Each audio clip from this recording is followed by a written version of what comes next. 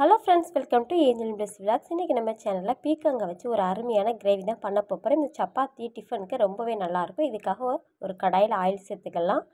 Oil சூடானதுக்கப்புறமா அது கூட நம்ம கழுகி சுத்தம் பண்ணதான பீக்கங்காய் தோல் இதோட சேர்த்து நல்லா வதக்கி எடுத்துக்கலாம். பீக்கங்காய் தோல் நல்லா இதே போல் சுருண்டு வெந்து வரணும், அது வரைக்கும் வதக்கி எடுத்துக்கலாம். இப்போ மசாலா அரைக்கிறதுக்காக இப்போ ஒரு கடாயில் கொஞ்சோண்டு எண்ணெய் சேர்த்துட்டு அது கூட 1/2 டேபிள் ஸ்பூன் அளவு உளுந்தம் பருப்பு, 1/2 டேபிள் ஸ்பூன் அளவு கடலைப்பருப்பு சேர்த்துட்டு இது நல்லா வாசம் வர்ற வரைக்கும் நல்லா வறுத்து எடுத்து வச்சுக்கலாம். இப்போ 2 வறுப்பட்டதுக்கப்புறமா இதில் 1 டீஸ்பூன் அளவுக்கு மிளகு, சீரகம், சோம்பு இது 3 சேர்த்துக்கலாம். இப்போ இது எல்லாத்தையும் நல்லா வறுத்ததுக்கப்புறமா நம்ம இது கூட கட் பண்ணி வச்சதான ஒரு பல்லாரி வெங்காயத்தை நம்ம இப்போ இதோட சேர்த்துடலாம்.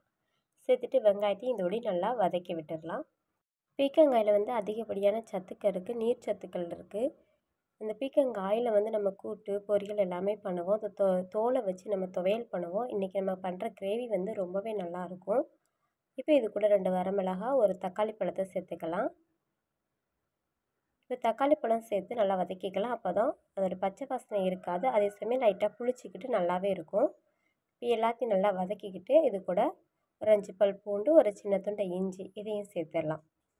சேர்த்துட்டு இதை நம்ம வதக்கி விட்டுட்டு இப்போ நாம் ஸ்டவ்வை ஆஃப் பண்ணிடலாம். ஸ்டவ் ஆஃப் பண்ணிவிட்டு நம்மளுக்கு இதையெல்லாம் நல்லா ஆற விட்டுட்டு நம்ம மிக்ஸி ஜாரில் சேர்த்துடலாம். சேர்த்துட்டு நம்ம வதக்கி வச்சதான பீக்கங்காய் தோலையும் நம்ம இப்போ இதோட சேர்த்துடலாம். சேர்த்துட்டு இது நல்லா ஃபைன் பேஸ்ட்டாக அரைச்சி எடுத்து வச்சுக்கலாம். நீங்கள் தக்காளி சேர்க்க விரும்பாதவங்க அதுக்கு பதிலாக நீங்கள் அரைக்கும்போது புளி சேர்த்து வேணால் அரைச்சிக்கோங்க, நல்லாயிருக்கும். இதே மாதிரி நம்ம நல்லா பட்டு போல் அரைச்சி எடுத்து வச்சுக்கலாம். இப்போ நம்ம தாளிக்க ஆரம்பிச்சிடலாம் கிரேவிக்கு.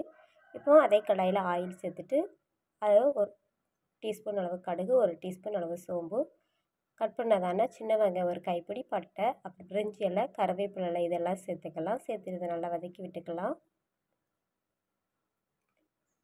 வெங்காயம் எல்லாம் ஓரளவு வதங்கினதுக்கப்புறமா நம்ம இது கூட ஒரு 1/2 டீஸ்பூன் அளவு மஞ்சள்தூள், 1 டீஸ்பூன் அளவுக்கு மிளகாய்த்தூள் சேர்த்துக்கிறேன்.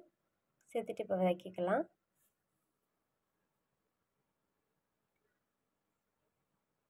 இப்போ மசாலாவோட பச்சை வாடையெல்லாம் போனதுக்கப்புறமா நம்ம இது கூட அரைச்சி வச்சதான அந்த பேஸ்ட்டை இதோட சேர்த்துடலாம். பீக்கங்காய் மசாலா அந்த தோல் மசாலா பேஸ்ட்டை இதோட சேர்த்துடலாம்.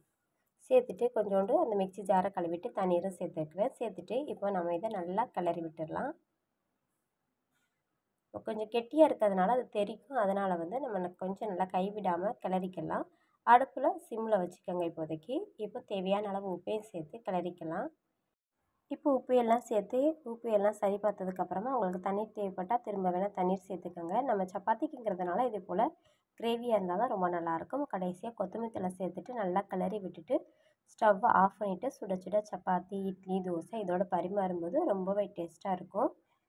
இப்போ பாருங்கள், நம்மளோட பீக்கங்காய் தோல் கிரேவி தயாராகிட்டு. இந்த வீடியோ பிடிச்சிருந்தால் லைக் பண்ணுங்கள். தொடர்ந்து அடுத்த வீடியோவில் சந்திப்போம். நன்றி, வணக்கம்.